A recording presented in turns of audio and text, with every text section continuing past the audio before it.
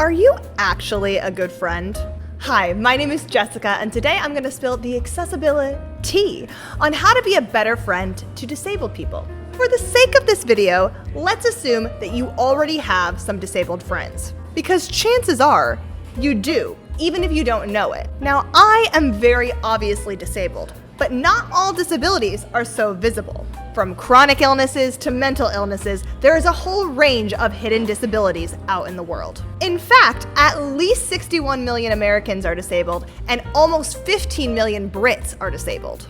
This is about 20% of the population in both countries, meaning that about 1 in 5 people are disabled in some capacity. So, again, chances are you are friends with somebody who is disabled, even if they might not look like me.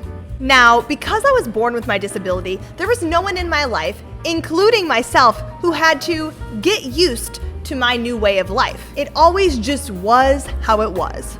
I was disabled, plain and simple. But still, because of the society we live in, I grew up thinking that I was automatically a burden on every single person in my life simply because I was born the way that I am. So this meant that growing up in my friend group, I took on the role of event organizer. As an only child, I wanted to hang out with my friends a lot. This meant that on somewhat of a weekly basis, I would come up with an activity that we could all do on the weekend that was accessible to me, an amputee and wheelchair user.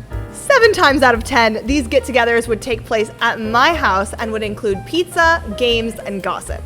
But every once in a while, I would like to mix it up, and so we would go to the theater in the town over, or go walk around the mall. Of course, anytime we left my house, somebody would have to push me in my manual wheelchair, and there was some guilt around that, but in general, as long as the surfaces were flat and even, I didn't feel too bad about it. It still felt manageable. The reason I felt like I had to take on this role in my friend group is because I noticed that if I didn't plan the event, I rarely got an invite. And on the off chance that I did get one, the activity that was planned was rarely accessible to me.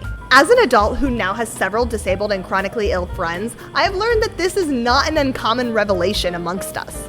Being left out or made to feel like an afterthought is a very common occurrence in a disabled person's life. So with that in mind, one of the biggest ways that you can be kinder to the disabled people in your life is to go out of your way to make them feel more loved, more desired, and more thought of. Never stop inviting us places, even if we frequently have to cancel due to random flare-ups of our conditions. Take initiative and call restaurants or other locations ahead of time and ask about the accessibility features that they offer. Even if the venue isn't super accessible, your disabled friends will be grateful that you went out of your way to do this research in the first place. Open up those conversations and ask us about our lived experiences. Also, don't be afraid to ask us if we need help doing something, but also be ready to accept the answer no if that's the one that's given.